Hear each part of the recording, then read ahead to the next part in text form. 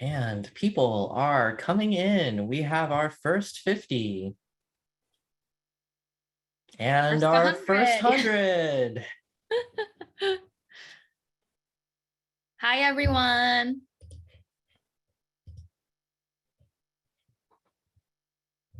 Hello. We are so excited to have folks here. Where is everybody dialing in from? Oh, I can already tell that this is going to be a fun group. Oh, this is going to be great. Oh my God, I cannot read these that fast. Okay. All over the world, actually. I saw Bahamas. Oh, I saw somebody say Oakland. That's where I'm dialing in Netherlands. Anyone from San Jose? That's where I am. San Jose! Oh, hey, we got one. Wow, truly from everywhere.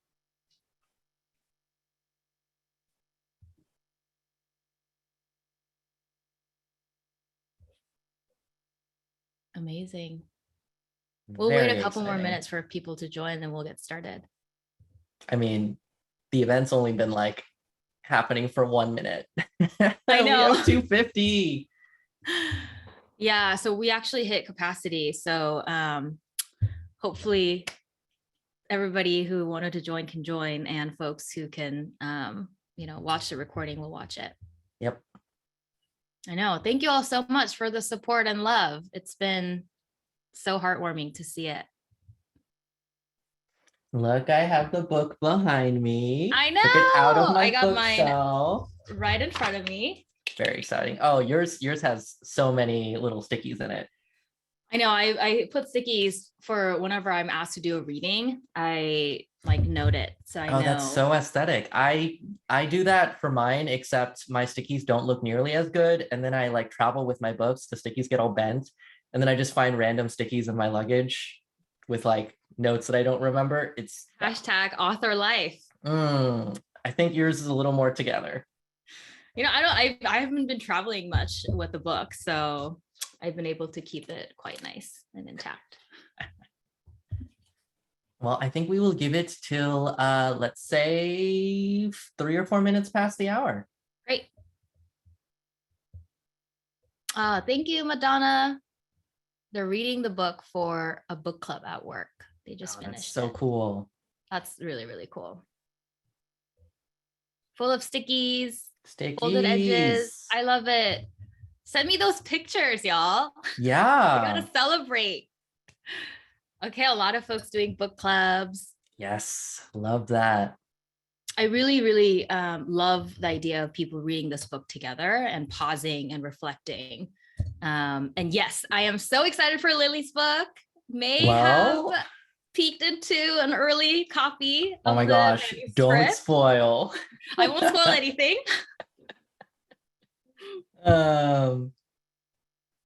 You know, I'm excited for people to read these books together. That'll be cool. Yes. Yes. Super, super exciting. Honestly, I feel like reading The Wake Up with like any other DEI book is just perfect, right? The relationship is just really useful. I'll talk about that in my introductions. But I think we're actually at a pretty good time for that. We've got wait half a second for 333. Hey, okay, we've got 333 participants in this room, so I think it's a great time to start. So I will formally welcome you all to this fireside chat between Michelle and I. I'm so excited to be having this conversation. Just a quick introduction. I will quickly introduce myself. I'll talk a little bit about how we know each other and the conversation we're going to be having, and then I will turn it over to Michelle. So hi folks, my name's Lily Zheng. I use they, them pronouns. I am a DEI strategist and consultant based in San Jose, California. I am just so stoked to be here having this conversation. Michelle and I have known each other for a couple years now.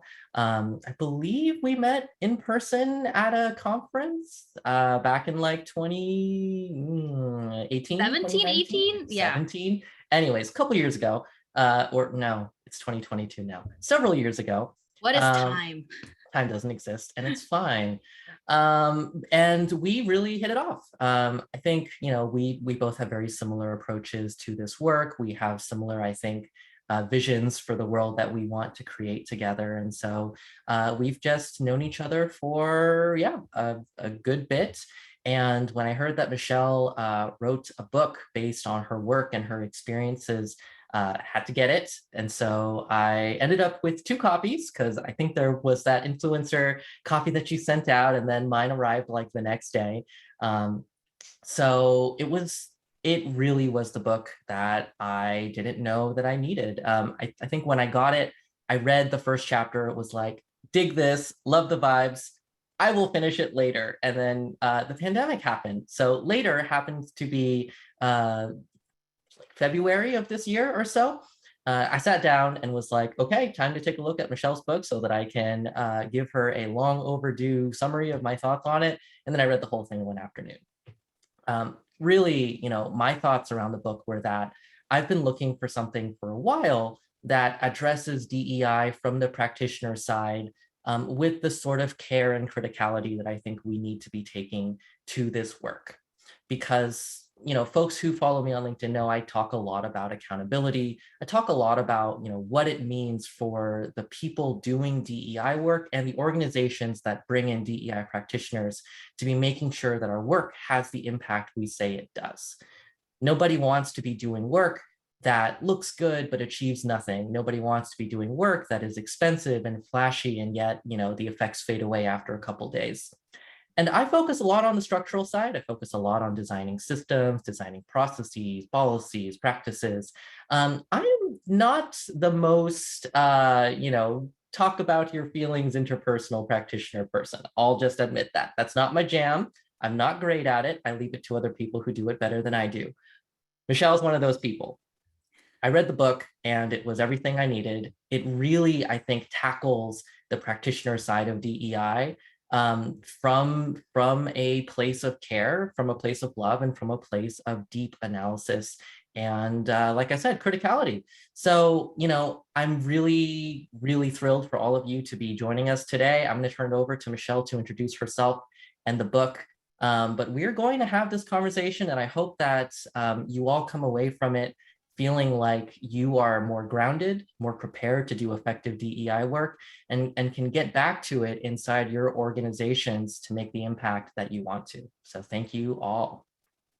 Thank you all for joining. And thank you, Lily, so much for reading the book, texting me right after you finished so that we can have a candid conversation about your thoughts. When you write a book, for me anyway, the criticisms from strangers didn't scare me that much, but it was rather the thoughts of folks that I really admire and respect, who I'm in community with, and the deep desire for me to not want to disappoint people.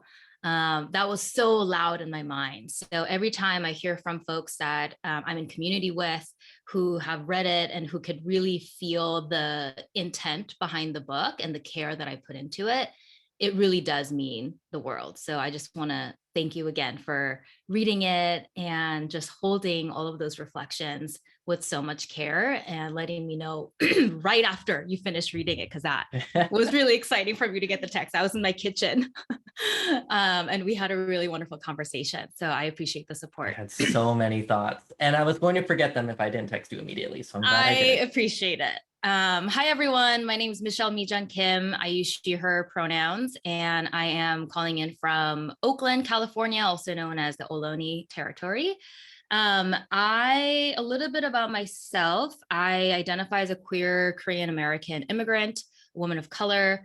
And I started the journey towards equity and justice when I was a young person. I immigrated to this country when I was a teenager. Some of you may not know that. And I came out when I was in high school as queer bisexual, which really was the beginning of my politicization and my activism journey. So I was a pretty active youth organizer in high school and college, got into many good troubles, being called into the principal's office for organizing demonstrations and things like that around queer youth, trans youth issues. Over time, I learned that I needed money to be able to reunite with my mother. She was still living in South Korea. And all of my friends who had gone into organizing full time and nonprofit work after graduating from college had told me that if I needed money to bring my mom over here, that I'm going to need a job that is in the for-profit sector. So I did a complete 180 from how I was spending my time, which was mostly organizing work, into management consulting. That was my first job out of college. And that's really when I started learning about the corporate version of diversity and inclusion. I felt incredibly disillusioned by the ways in which corporate America had been talking about diversity and inclusion back then. And to a large extent, still today, I think that flavor of D&I continues to happen in much of corporate America, where I felt the work was so devoid of social justice principles and the analysis and the context that we talk about, Lily and I try to infuse in all of our work. I felt as though the diversity and inclusion work at the time in corporate America and in tech as well felt really diluted and whitewashed. And I desperately wanted to bring back the principles that I was grounding myself with that I felt was largely missing in the mainstream conversations around diversity and inclusion.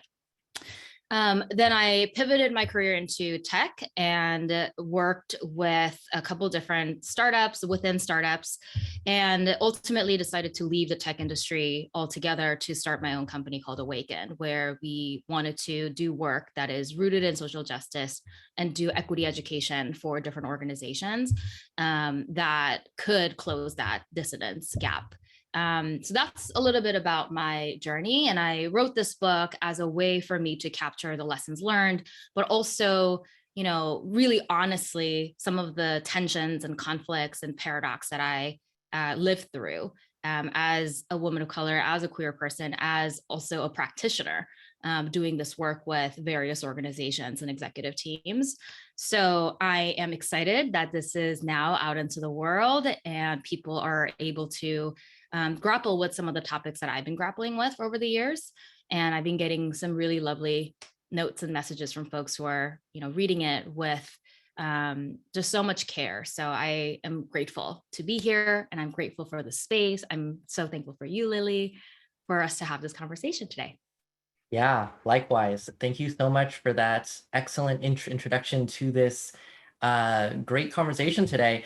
I will quickly share a housekeeping note before we get into the meat of things. We will have a short 10-ish minute Q&A at the end.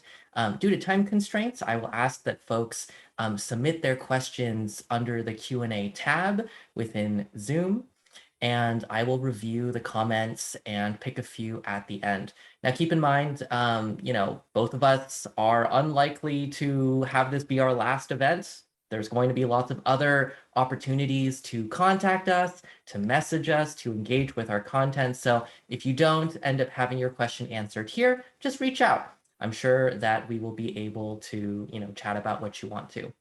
So with that said, I'll go ahead and get things started.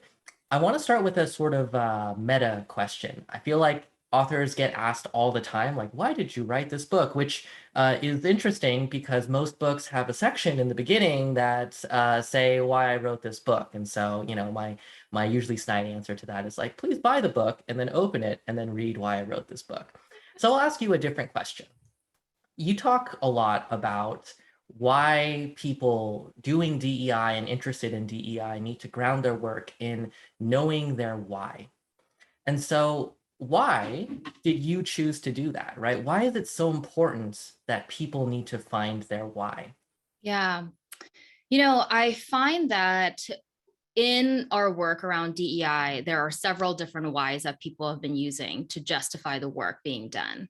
And I think by and large, the types of why that we root ourselves with end up dictating the approach and the how and the programs and initiatives and our own lives to a large degree.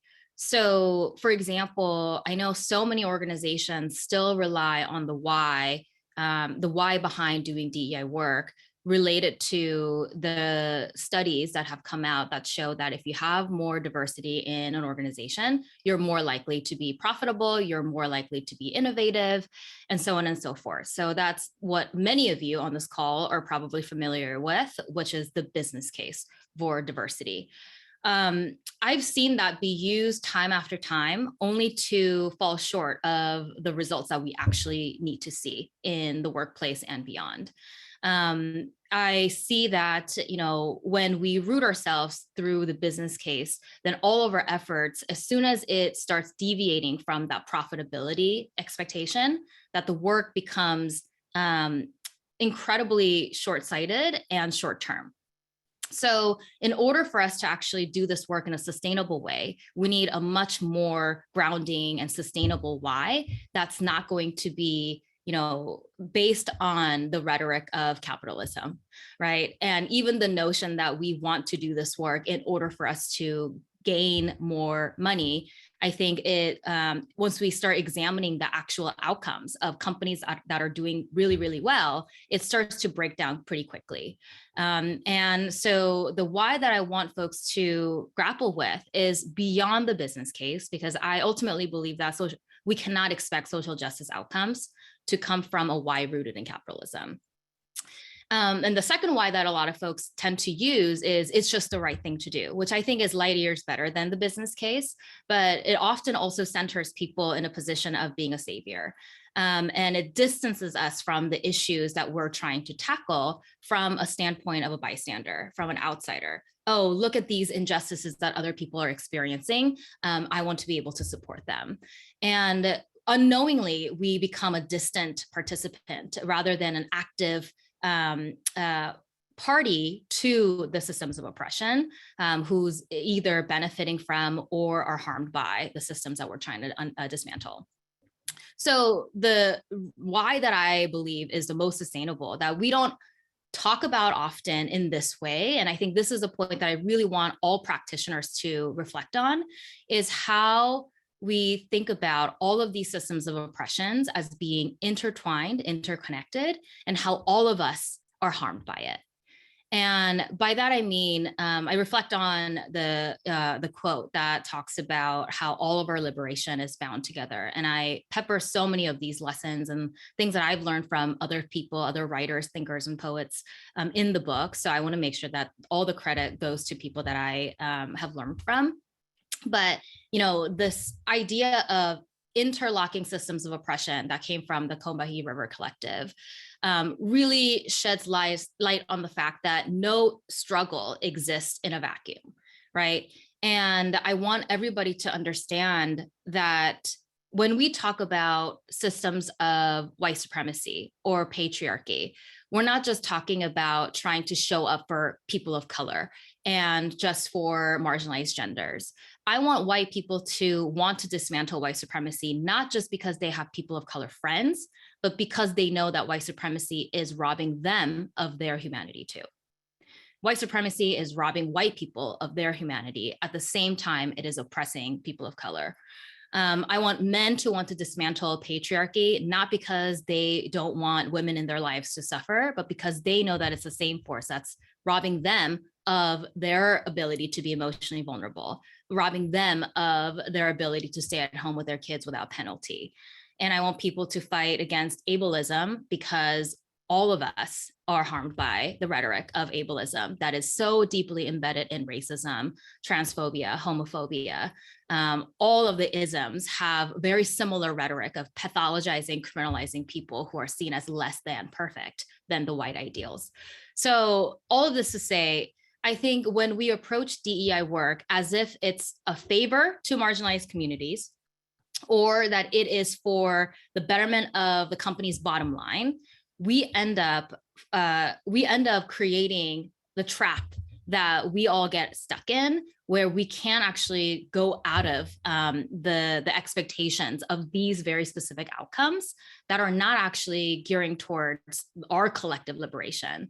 And I think helping people connect the dots, helping people understand how all of our oppression and liberation are connected, even when you are identifying as a white man, I think is really important practice for all of us to really reflect on.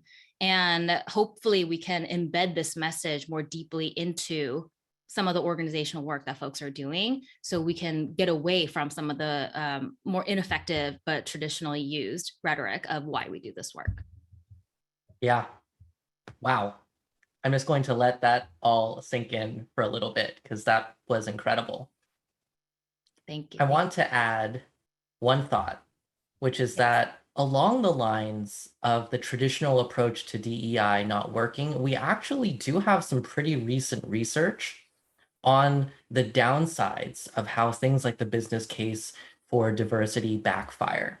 So specifically, I'm thinking of a study in 2017 by, I want to say Bowman, that saw that in organizations that use a business case for diversity, support for DEI initiatives becomes tied to the actual business performance of the organization in a bad way, which means that as soon as revenues don't keep going up, support for DEI just dies. That's right. Right? So even if your only reason to use the business case for diversity is you believe it's going to be effective, personally, I think that is an enormously brittle strategy to use if it is so fragile that it just disappears when your business stops, performing the way you want it to. So just want to add that. Also, what you said, connecting the dots, right? Helping people connect the dots. I want to quickly acknowledge that this is really tough, right? It's like lifelong work to connect the dots, to learn all of these things about the history of race and gender and ableism and sexuality and all of these oppressions. And I'm reminded of a particular chapter of yours. I think it's chapter 5. The only constant is context. And in it, you write, context, history, cultural and social conditions, identities, power dynamics matters always, right? And yet in my work as an equity consultant and facilitator, I've witnessed just how lacking in context most organizations and individuals are in their approach to understanding the issues of systemic injustice. So I've made lots of similar comments in my own work about the importance of context, right? And yet at the same time, so many of us are inexperienced in identifying it. Like, this is literally my day job, to identify context, to go back to root causes, and it's hard. And so my question to you is, what are some ways the lack of contextual analyses ends up causing harm? So this is a two-parter. And the second part, and how can we actually exercise that muscle? Because I'm sure everyone here wants to get better at identifying context, and yet it's a thing that is difficult to practice. So how can we all get better at connecting the dots? Yeah. Oh, thank you for these two-part questions. So the first question was what are some ways that lack of context causes harm in this work that we're doing? And, there's so many examples that I use in the chapter to showcase how just prevalent this is as a problem that we all face. So for me, whenever we think about some of the topics that as of late, many of us have been a part of, for example, cancel culture, cultural appropriation versus appreciation, or even the idea of reverse racism or the hashtag Me Too movement going too far. These are all sort of bite sizes examples that I quote to showcase how quickly we become muddled in this acontextual debate around what is useful, what is harmful. And we make all kinds of false equivalencies while doing this work that ends up slowing the entire movement down. And it becomes an intense distraction for practitioners and everybody who's trying to do this work, because now we're trying to get on the same page about what the actual problem is, what the historical context has been that has led us to here, that we end up cycling over and over again, spending all kinds of emotional labor trying to get on the same page. So even the example of, reverse racism, I think that's a fairly straightforward one, I want to say, and I want to assume based on people who are here, but it's something that I hear constantly, right? Why can't we have a white man's ERG? Why can't we, talk about reverse racism in the context of doing racial equity work? That's just like a very simple, straightforward example of how, because we haven't addressed the historical context and the current context of the power imbalance, of the historical marginalization and oppression of people of color, that we are getting into this circular argument about whether or not something is or is not a reverse discrimination.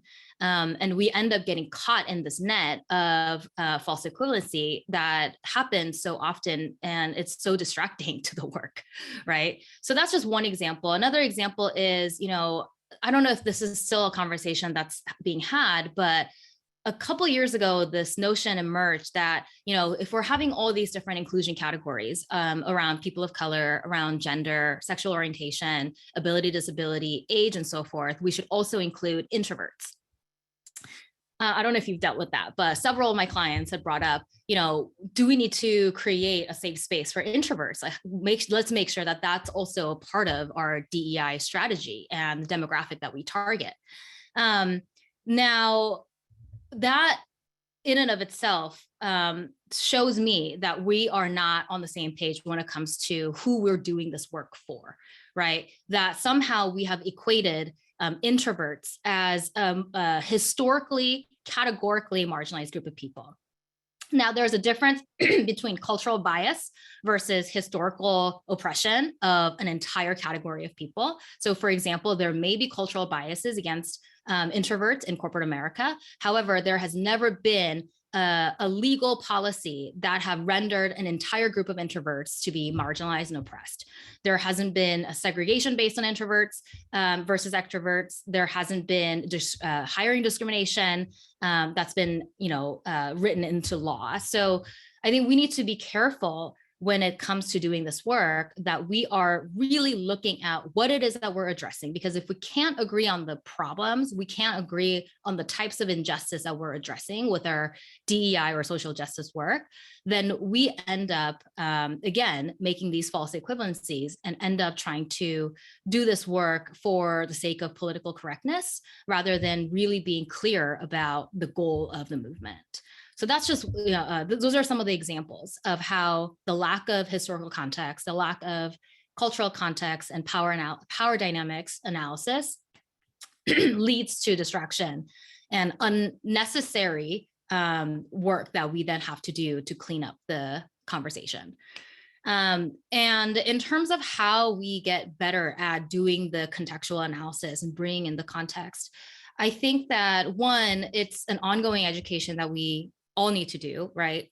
I'm constantly learning more new things about the different pieces of history that I didn't know, because by design, we are not taught those things in school. So we have to seek that information out ourselves, unfortunately. And fortunately, there's a lot of resources and amazing books that you can read out there that helps you connect the dots more easily. Second, I provide a list of questions and inquiries that we can practice continuously, depending on whatever context that we're in, no matter the situation and scenario that you're in. Some of the questions that I outline in the book should be able to guide you to having a little bit more thoughtful and intentional conversation about these very charged and at times conflated and confusing topics. So some of the questions, for example, is, when we're talking about conflict or harm or any type of situation where there's a claim, inequity and injustice, who are the parties involved and who's had power, who has historically had power, and who holds power today. And power can come from a lot of different ways. And I break that down as well in terms of, organizational hierarchy can give you power, but also the different types of social identities that you hold can give you power. And ultimately also who is harmed in the situation and who benefits. So when we're, for example, talking about cultural appropriation, some of these questions can really help tease out the nuance. And also some of the context that you might be missing. What kind of context, social, historical, cultural context might I be missing? And where can I go to find more information? So these are some of the example questions that I outline in the book. And, that type of suggestion is something that's witnessed throughout the book in terms of the way that I'm trying to give people the tools, but not always the outlined answers to a specific question. So what I really want folks to take away from the book is these are the principles and the inquiries and the questions that you can take away and apply to any situation that you're in, versus me giving a checklist of things that you can or cannot say, or situations that are going to be limiting as soon as you change your context or our time evolves. So what I want to provide is timeless tools that you can ground yourself with, whether you're a practitioner or you're just entering this work, so that we can have a little bit more clarity and nuance as we walk this path of very complex and also very fulfilling and beautiful journey towards equity and justice. Love that. Love that so much. And I'm really glad that you brought up that list of questions in the book. I really enjoyed reading that when I got to it. And also, I was thinking as I was reading it and afterwards that there are some questions that I use myself in thinking about this work that I would like to add. And one of those is specifically, how do you know which group to be learning about and whether a group is one that's been affected historically? The way that I answer that personally is, rather than focusing on groups of people, I focus on systems, right? And so when you look at systems, you can then ask the question, which groups of people was this system built for? And which groups of people was this system built specifically to restrict or designed without the input of? And that question allows you to get into conversations about power, about access, about autonomy and agency, and connects, I think, really powerfully to many of the questions that Michelle lays out as well. And I think focusing on, not just here's a list of 20 marginalized groups to learn about in society, enjoy your learning. Because gosh, if I did it like that, I would still be, getting through the race readings and like getting really tired because I've read like 50 books so far, right? Instead, I want us to ask, how can we better understand the systems that we operate in the world every day? And how can we understand how those systems replicate historical marginalizations around race, gender, sexuality, ability, religion, nationality, citizenship, et cetera, right? That should help guide some of your learning so that you're not just trying to check every single box of every single identity, because that learning journey is forever, right? There is no set of readings you can read to finally get it on race or finally get it on gender. But you can sort of finally get it on systems if you understand a system well enough. So I want to circle back to something you said earlier, Michelle, about the harm aspect of this, especially the interpersonal harm. And this is a tough topic because I think all of us, including, seasoned practitioners, including those of us that have been doing this work our entire lives, we're pretty good about talking about harm when it originates from someone else, right? Like I have like 50 stories off the top of my head about, when people misgender me or when people mistake me for another Asian person or both, or any other thing. But it's harder to talk about when we commit harm, right? When we ourselves are the originator of harm, and all of the things that we do to avoid that harm from happening, because of course it can't come from us because we're DEI practitioners, right? Now, you have a spectacular chapter in your book named Permission to be Called Out, where you explore what to do, when you've been called out for harm in great detail, but also with great kindness. You're really kind to practitioners. I felt, especially seen when I read that chapter. I'd love for the audience here to learn about those ideas here. So my question to you is, what do you do when you've been called out? What are the steps? Why is each one important? Yeah.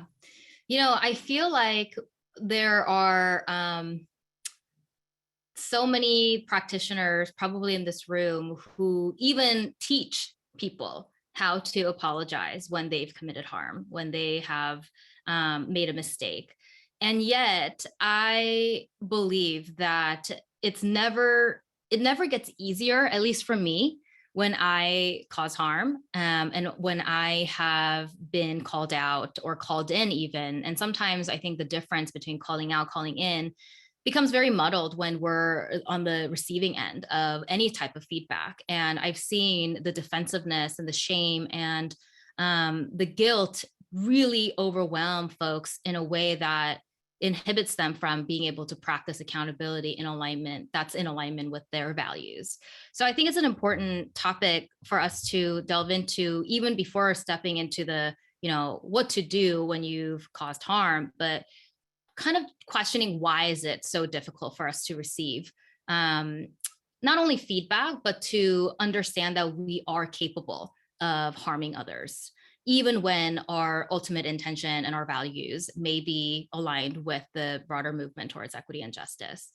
And I am I'm a student of the abolition movement.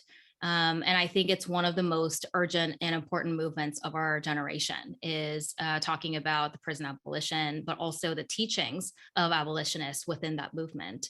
And what I've been able to really reflect on is how deeply ingrained we are in this culture of punishment and within the carceral system that is the United States of America, that so much of what we learn about justice and accountability is rooted in the teachings of the prison industrial complex and the carceral systems that then give birth to the same sort of patterns that we have now embodied and we have learned and we're perpetuating. So I think that's an important sort of context that I want to recognize, that our inability to reckon with the fact that we are capable of causing harm, and also that people who cause harm are capable of transformation, I think is more deeply rooted than we talk about. So I wanted to note that. And I think there's also the struggle around wanting to be seen as a good person, which, I address and try to dismantle in the first, chapter of the book, because I think we get really stuck there in wanting to be a good person and wanting to be seen as a good person by other people. And I think this also stems from the white supremacy culture that we're steeped in, that talks about and teaches us about the binary thinking, right? About how we're either good or bad. We're either a racist or we're not. We're either sexist or not. We're either a criminal or we're not. And I think that sort of binary thinking has also led to us being really fearful of being categorized as anything but good, right? Because we know what happens to the bad people. They get exiled, they get punished, they get shamed, and they get disappeared from society. And so we, I think, need to question more deeply the fear surrounding our identity being challenged, right? Our goodness being questioned, and be more okay with and be more at ease knowing that we're just people. None of us can be one-dimensionally good or bad. And we instead need to think about as being complex, multidimensional human beings who are capable of causing harm, but also transformation. And so I think that is such an important foundation for us to build, even before we talk about accountability metrics or how we can, follow the steps on how to apologize. So that's, I think, the context that I think is really important for us to continue to question, because it flows into the organizational setting too. Right? When we talk about systems change, I'm all about systems change. And when we talk about policy changes that are linked to accountability, I want people to know that that's the bare minimum, that we already have some of the laws in place that prohibit sexual harassment, And yet we live in a culture of permissiveness when it comes to sexual harassment, sexual violence, gender-based violence. So I think the laws and the rules and the policies are important guardrails to help set the minimum bar that we can recognize and that we can treat with a sort of a standardized practice. However, I'm also interested in building a culture where all of us want to practice accountability, that we're not just going to be looking at the lines where we're going to abide by this rule. As long as I don't cross that line, then I am not complicit. I think that is what also breeds Band-Aid solutions rather than all of us wanting to be a part of the transformation culturally, socially, and as people and human beings. So I also want to note that because I know that accountability is such a hot topic in our industry right now. And I want us to have that both and approach of how do we actually teach people to want to practice accountability, because accountability is no longer this, one-dimensionally scary thing, but it's something that we all want to practice because we want to be living in alignment with our values around justice and equity. Right. And of course, you can have all the steps on how to apologize when you've been called out. And I'll just quickly go through the steps, but I'm not going to elaborate on it. And instead, I want to read a short passage from that chapter for us to be grounded. So the 6 steps that I outline in the book is number 1, listen and calm your defenses. And such an obvious statement, but it's something that through my work in doing somatics coaching and really understanding the body in the way that we, are so detached from our physical form because we live in a hyper intellectualized culture. And especially if you're working in tech or corporate, which is where I spent most of my career in, we become so removed from our own body and we forget how to listen and honor the emotions that come up. And the only way that we can really honor that and process our feelings is through the body. So listening and calming your defenses is, I think, number 1 step that we all need to be mindful of. Number 2 is apologizing and acknowledging the harm. And sometimes you can ask for more time if you need to reflect. Number 3 is expressing gratitude for the feedback, which we rarely do, for people who are brave enough to come forward and share how something has harmed them. And even worse, we have a culture of penalizing people who do that. So keep in mind in both the interpersonal and organizational context. Make amends without expecting forgiveness. Number 5, commit to doing better, then actually do better. Number 6, and last step is getting support for yourself. And I also note somewhere in there that, sometimes apology for the latest offense may not be enough if we hadn't practiced accountability in the past. And sometimes in an organizational setting, we are quick to dismiss some of the past injustices and inequities that we've been a part of and expect people to just move on with one single apology.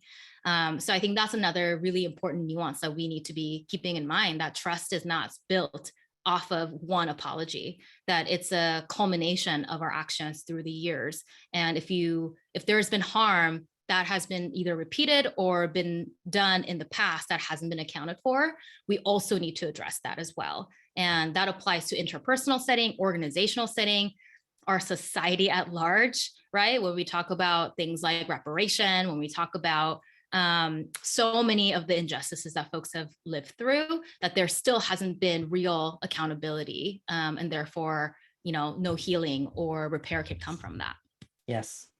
That last bit reminds me, shameless self-plug, I just published an article in HBR like yesterday on how to give good apologies for DEI related harm. And one of the steps in that article is apologize for the source of harm. Yes. Right? Don't just apologize for the most recent act of harm occurring.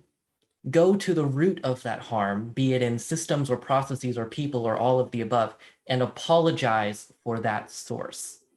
Yes. And And if apologizing for saying the wrong word is like a 101 kind of, recommendation, apologizing for the source of harm is like a 201, 301 thing, because it requires that you understand the context. It requires that you do all this work that we're talking about in this conversation to do. But unless you're able to make that kind of apology, unless you're able to be that mindful of the larger context you're in, people won't accept it, right? That will not address the harm that you've caused. So it's tough, right? But it is genuinely doable.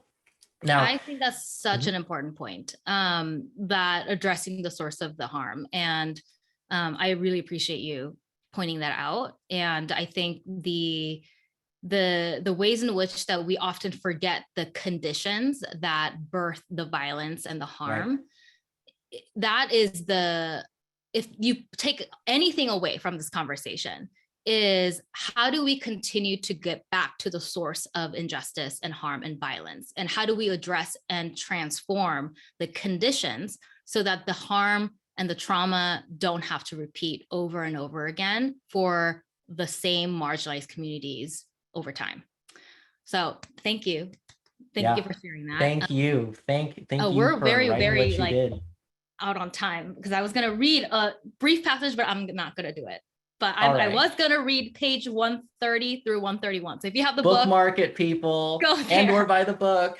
Page 130, 131. If you ever feel shaky about your ability because you've been called out or because you've made a mistake, I really want to ensure that the practitioners feel grounded in all of our capacity to transform, as well as our ability to make amends when we, make a mistake. So I, say in the book that when doing this work, no one comes out stain-free.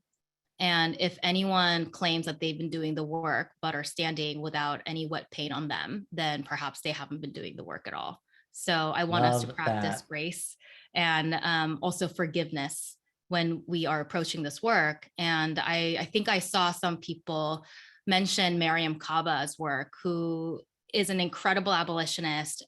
I quote Mariame throughout my book, as well as Mia Mingus and Adrienne Marie Brown. So those are some of the, teachers that have paved the way to me being able to think about this work with a lot more compassion and nuance. So hats off to all those folks who are doing this work and folks who are learning from them. Absolutely. And if folks in the extremely active chat could find some links to those authors and those books, I'm sure we would all benefit from them. I'm loving the conversation so far. I've been sneaking little quick peeks at it, and like y'all are an incredible community. And I hope you all connect with each other and keep in touch. So somehow we have 13 minutes. Don't know where this hour went, but it was extremely powerful. So I would love for us to get to some of the really good questions that we've received so far. I'm going to try to ask, I'm going to be ambitious, let's say 2 or 3. So Michelle, if you could try to channel your succinct but also powerful best self in responding to these questions. The first one is, here we go. How do you navigate, talking to businesses and execs on, why divesting from capitalism is necessary to promote more equity, right? And then also, this relates to how do you get buy-in from these folks if they're just so immersed in the sort of capitalistic society that we live in? How do you address that tension? Oh, the tension is ever present, right? So a couple of things, and feel free to jump in, Lily. One thing that I think has been really important for me in my journey as a practitioner is really understanding that my job isn't to, and maybe it is for other people, but my job isn't to convince people who are committed to not caring about this work. I tried to do that work for a while, and it is an incredibly exhausting and counterproductive effort, versus there are plenty of people who are out there who claim to care about this work, who need to be shown the way or who need to be put in front of a mirror. And those are the folks that I try to work with. where I am not in the business of trying to convince somebody who doesn't want to be convinced otherwise that our humanity matters, but rather people who have proclaimed values around equity and justice and putting a mirror in front of them. That is my job, and helping people be aligned to their said values so that we are guiding them in the way that feels principled and in integrity, so everybody can remain in alignment with their proclaimed values, right? So I think that is such an integral difference between doing this work to plead other people care, that other people should care, versus coming from a place of wholeness and knowing that you already see my humanity and we are trying to act in solidarity to create change together. Number two, I think part of the disinterest in the group of people who hold so much power is that they don't actually believe that these systems of oppression harms them. And I think that is such an integral conversation that we keep missing. And as a way to get their interest, we've been using the business case, which, to Lily's point, is incredibly ineffective and short-lived. So the work that I think the opportunity that we have in front of us is ensuring that people understand the deeper why, right? That all of these systems of oppression are not just harming people of color and other marginalized communities, but it's also the remnants of the systems of oppression live on in the lives of the most powerful and privileged as well. So I think turning that conversation around is often very helpful for people to actually wake up to the fact that it's not just about the work that we see outside of myself or outside of our organizations that we need to run towards and help with, but it's actually a fight for our humanity. And so when, I talk about the wake up, it's not just us waking up to other people's problems or the injustices in the world, but it's about us waking up to ourselves, our complicity, our ability to transform, our ability to be able to create change in every sphere of influence that we are part of. So I think changing that narrative is so urgent right now in this work, especially when it comes to engaging those in positions of power inside organizations. Anything you'd like to add? I'm going to cut myself off. Yeah. First of all, incredible. This is why I like talking to you, because you remind me the sort of roots of the work that I do. I have a different approach. I don't like convincing people that, let's say, marginalized communities matter, but I find that the work that I do is often orthogonal to that. I frame a lot of my DEI work as sort of a Trojan horse. I go in under the guise of like, let's address some organizational challenges. And I find ways to frame this sort of deeply, liberatory work in ways that folks understand. And that doesn't mean the business case, by the way, right? That means questioning some of the core assumptions that a lot of today's business leaders bring to this work and addressing what I feel like is this core, not malice or even, not prejudice, but fear, right? It's a fear that the current system is the best we can do, and a lack of really vision that we can do better. And so when I work with these folks, I really talk to them and say, like, I hear that you are really, really ardently defending, capitalism, right? I don't see you as a person that wakes up each day and goes like, gee, I love capitalism. I see you as someone that's given up on the journey to doing better because you don't believe that you can. And those are very different things. And so in that process, I typically like to just ask people questions. I push people. I say, like, look, you say that your company can't be any different. Why? What are the alternatives? What could different look like? What could better look like? You're suffering right now, and you've convinced yourself that everyone else has to suffer the way you do and the way that you have.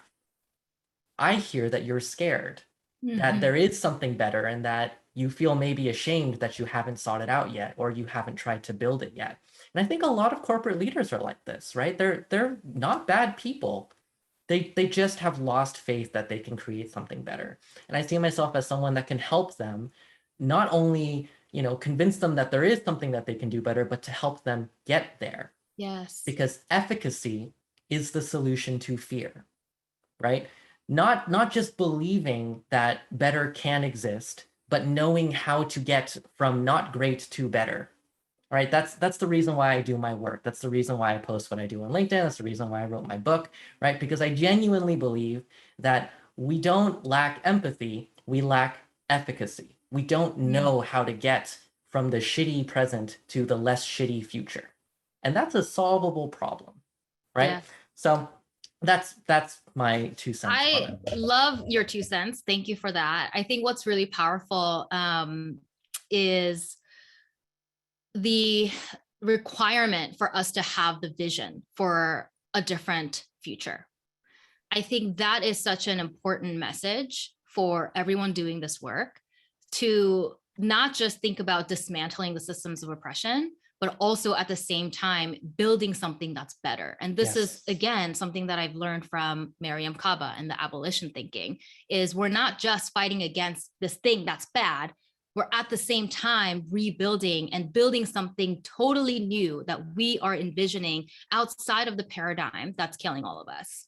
So I love that challenge that is ahead of us, and being able to reimagine the ways in which that we can be with each other, whether that is in the workplace or beyond. I think that's a powerful tool at our disposal. And one last thing that I'll add to this conversation around capitalism and working with leaders in for-profit companies is, as soon as capitalism comes up, people shut down, because people have accepted that that is the system that we're living in, and we need to play by the rules, right? And I resonate with a lot of the things that Lily, you mentioned. And it also promotes binary thinking yet again, that if we are not doing something that's completely counter to capitalism, then we might as well not try at all. So then people end up throwing their hands up and say, well, you want me to talk about capitalism and dismantling that, then I can't do this work. Let's just go back to talking about, I don't know, gender parity or something, right? But my mandate to everyone who holds power is the ability to stay in the messy middle, in the gray zone. So if you are committed to doing this work, in whatever capacity, what does it look like for us to be a little bit or a lot less oppressive, or a little bit or a lot less exploitative? What does that look like? What does 1-2 steps away from what we're doing currently look like in concrete terms? Whether it's pay equity, the way that we hire, the way that we run our business, what does that look like? And let's challenge ourselves.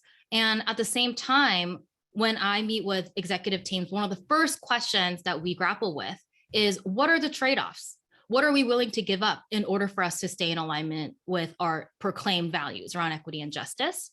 And what does that look like in very concrete terms, right? What is the dollar amount? What is the timeline? What are the different types of levers that we can pull in order to move the needle? But we have to align on what it is that we're willing to give up and what the trade-offs are, and in return, what we're gaining in order for us to move the train forward. So those are some of the things that I would add when it comes specifically to working with folks in positions of power and leadership. And a lot of that is in the book. A lot of that is in the book. In fact, pretty much all of it is. I have one last thing I want to ask people to do before I ask you, Michelle, where folks can buy your book. And that thing is, think about your organization, think about your context, right? List as many things wrong with it as you can. It'll be lots of fun, right? Go down the list and name all the ways in which the systems are broken, the policies are not great, the people aren't where you want them to be. Try to get as many things on that list as you can. Then describe the vision for the organization you want to work in, and list just as many things plus one about that organization that are better, right? And the reason why I want you to do this is because we need to have as much hope for the future as we have disillusionment with the present. Yes. Right? Unless we have that hope, we are just going to grind ourselves down into dust feeling like garbage about DEI work. And that is no way to sustain a movement. That's no way to sustain any long-term change effort. So do that. Challenge yourself. It'll be tough, but I guarantee you'll probably feel a little better after it. And so the final question of the day, Michelle, this has been an incredible conversation. I'm sure for the folks here who haven't read your book, or perhaps who have and just want to gift one to their friends or their families or their colleagues, where is the best place to buy The Wake Up? Well, The Wake Up is sold everywhere books are sold, but I am such a believer in supporting local bookstores that have been struggling for a very long time through the pandemic. So if you are able to support your local bookstores, some of them may not have The Wake Up in stock, so you can call them in advance and purchase from them. But it'd be really helpful if you could also leave a review on all the different sites, Amazon, Goodreads, Barnes and Noble. So that would be an amazing way for you to be able to support me. So I'd really appreciate that. I also want to leave on a note of hope, because the quote that I often reread and reflect on is from Mariam Kaba, who we've been talking about throughout this conversation, who says that hope is a discipline. Another wisdom that I got from a fortune cookie when I was a young 20-something-year-old getting my first corporate job was that the fortune said, don't give in to cynicism. Mm. And I think that's been such a powerful guide and compass for me. And this work will test our ability to stay away from cynicism. As many of you know, it's so easy for us to become jaded and to divest from the work altogether. So my reminder for everyone who's here today is, what can we tune into so that we don't give into cynicism? What can we hold on to? What good stories of change that we all have? We all have those good stories that we can remember from that participant in the workshop or that one employee who had those aha moments from the conversation. Hold on to those stories. And that's the lesson that I learned from Erica Huggins, a former Black Panther leader. And I hope we don't give into cynicism, because I think the most courageous thing that we can do when everybody calls us idealistic and naive around the change that we're seeking in the world, is all of us being able to hold on to that hope that a better, different world is possible. And I truly believe that. Otherwise, I wouldn't be doing this work. So I also want to, thank you for joining and creating this community, because we're not doing this work alone, and none of this is possible if we're doing this alone. So thank you, everyone, for joining, for the work that you're doing, and also Lily for your continuous support and the work that you do. You're an incredible leader in the space, and I'm so honored to be able to do this with you. We can kick lots of ass together. It's going to be great. Folks, thank you so much. We are going to be posting this recording soon. And for the folks who asked, I'm going to save the chat, and we will find a way to get that to folks as well. There were an enormous amount of resources shared. We'll definitely get that to you all. Thanks again. Have a wonderful day. We both care about you all a lot. We care about the future of this work in solidarity, in love and solidarity. Thank you. Thank you for attending. And yeah, let's build some cool shit. Yes, let's go. Thank you, everybody, for joining. And I think somebody asked, yes, there's an Audible. I read it myself. So please. Ooh, I didn't know that. Audible. Yeah, actually, that was one of my favorite parts of publishing the book. I got to read it. I had to audition for it. Oh my gosh. I had to audition to read my own book. Yes, but I did read it, and it was an emotional journey for sure. And, folks, feel free to leave. We're just I'm going to end the recording. Yeah, one of